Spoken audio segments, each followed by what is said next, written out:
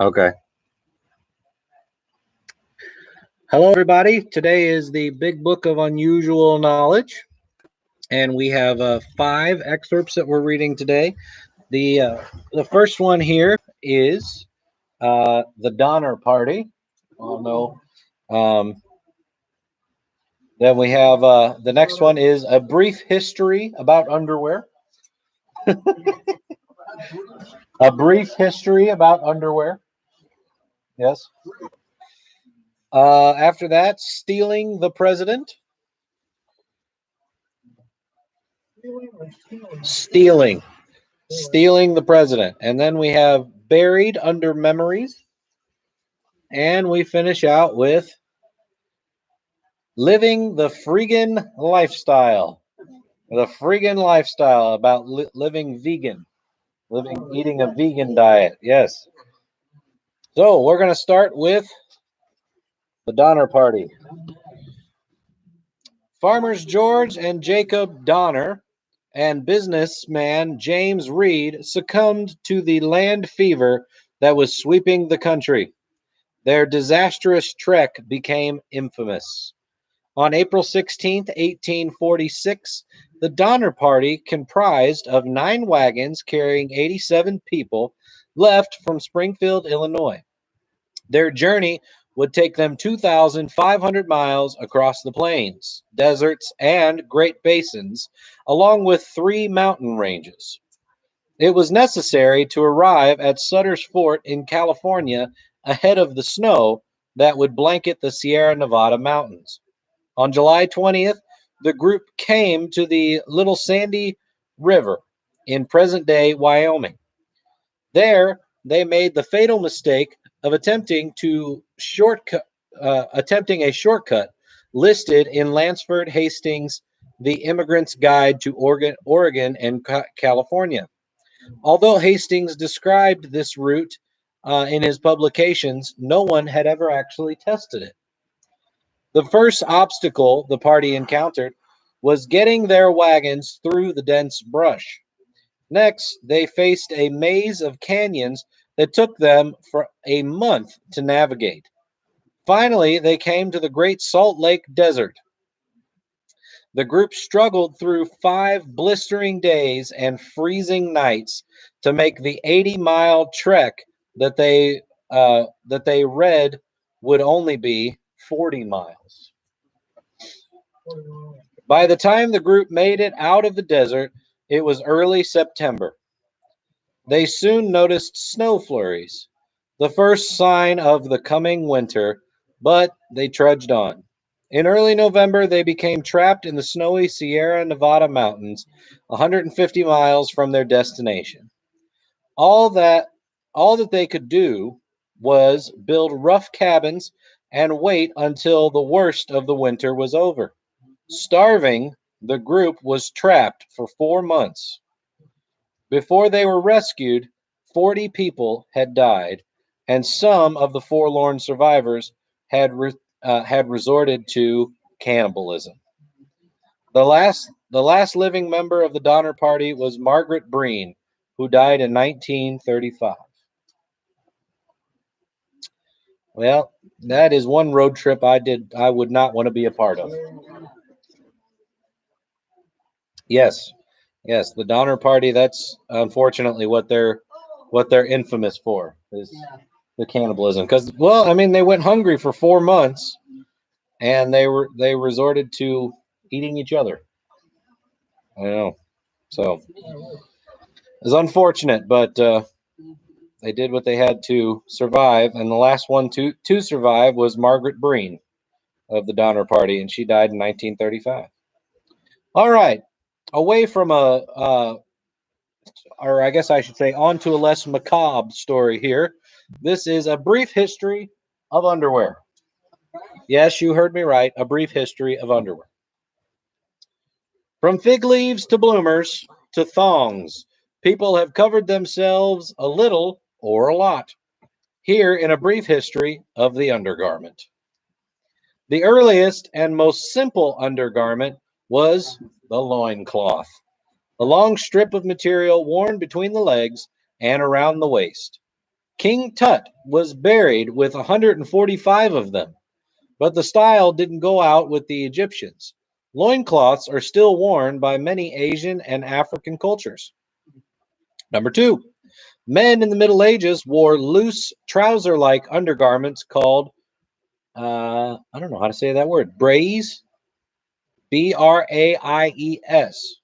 braies or braise, braise, uh, which one stepped into and tied around the waist and leg, tied around the waist and legs about mid calf. To facilitate urination, brays were fitted with a codpiece, a flap that buttoned or tied clothes in the front. Well, when you gotta go, you gotta go, you know. Number three, medieval women wore a close fitting undergarment called a camise, and corsets began to appear in the 18th century. Early versions of the corset were designed to flatten a woman's bust line, but by the late 1800s, they were altered to give the woman an exaggerated hourglass shape. Anybody ever wear a corset? No. Did she?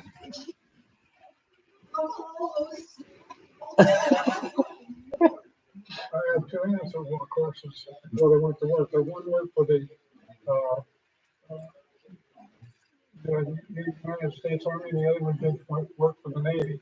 Uh-huh. Down at the main offices downtown. Mm-hmm. And now they come in and they have all these many laces, shoelaces up Yeah. down the side, and except for the lace each other up. You know, but they didn't get up Yeah. real early in the morning just to make it dressed to get downtown. Right. To the federal building. My goodness. To the what? Were, were your ants a little bit heavy, overweight? No, they weren't overweight. They were chunky. Let's put it that way. They weren't what you call overweight. They, you know, Yeah. but they had all these little islands in the strings. Yeah, but corsets were very popular. People still wear them. They still wear them. Not as much, but yeah, they do. Um, then they went to girdles. Yes. Girdle, yeah, that was the Yes. thing they went to. They graduated into girdles. Girdles. Yes. Which is a funny word. Girdle. Girdle. Funny word. All right, number four here. In the late 1800s and early 1900s, chastity was a big concern for married or committed couples. During that time, many inventors received patents for security underwear for men. These devices were meant to assure masculine chastity. They ensured that men refrained from sexual relations with anyone other than the person with the key to open their particular device. Boy, that sounds like an undertaking. I don't know if I'd want to wear metal underwear. Yeah. And here's your last one on a brief history of underwear. The thong made its first public U.S. appearance at the 1939 World's Fair when the New York Mayor Fiorello LaGuardia required nude dancers to cover themselves, if only barely. That's where the thong made its first appearance.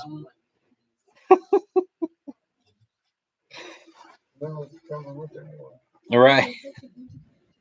Yeah, there you go. Things you didn't know and didn't know you ever wanted to know about underwear. Yeah. Here's the next one. Stealing the president. Stealing the president. A group of men decided that people would be willing to pay a lot of money to see the 16th president of the United States, even if he was dead. Breaking out Boyd. It says the plot was hatched in 1876, more than a decade after President Lincoln's assassination by John Wilkes Booth. Illinois engraver Benjamin Boyd had been arrested on charges of creating plates to make counterfeit bills. Boyd's boss, James Big Jim Kinley, a man known around Chicago as the king of the counterfeiters, was determined to get Boyd out of prison in order to continue his operation. Kinley's plan was to kidnap Lincoln's corpse from the mausoleum at the Oak Ridge Cemetery in Springfield, Illinois, and hold it for ransom for $200,000 in cash and a full pardon for his friend Boyd. Not wanting to do the dirty work himself, Kinley turned to two small crooks, John Jack Hughes and Terrence Mullen, a bartender at The Hub, a Madison Street bar frequented by Kinley and his associates.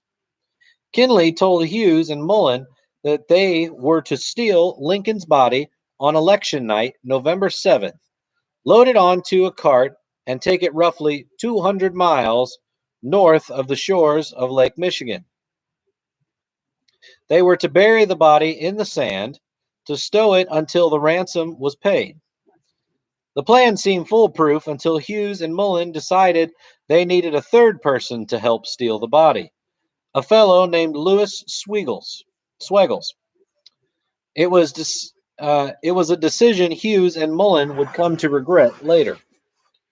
The man directly responsible for bringing Boyd in was Patrick D. Terrell, a member of the Secret Service in Chicago.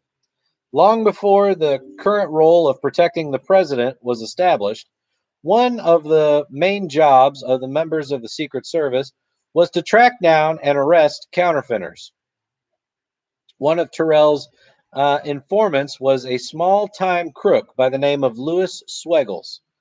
Yes, the same guy who agreed to help Hughes and Mullen steal the president's body. Thanks to the stool pigeon, everything the men that were planning was being reported back to the Secret Service. On the evening of November 7th, 1876, Hughes and Mullen and Swegel entered the Lincoln Mausoleum, unaware of the Secret Service agents lying in wait.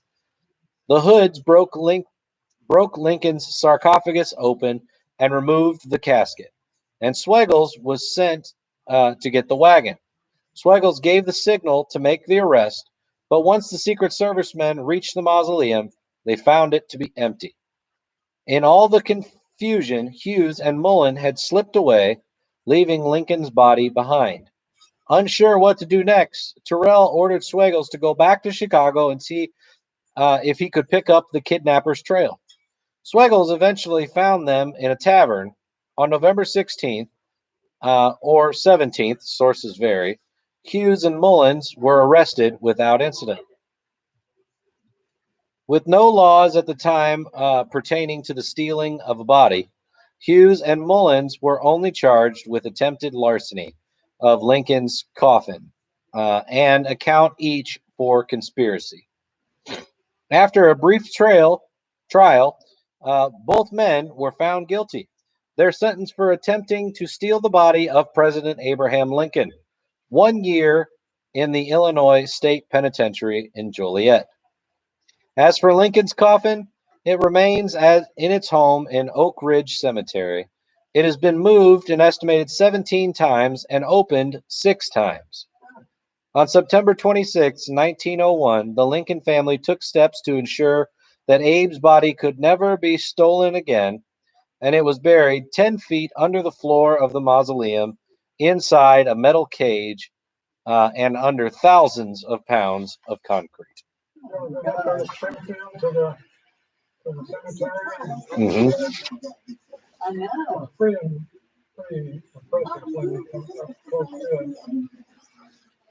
Yeah, no.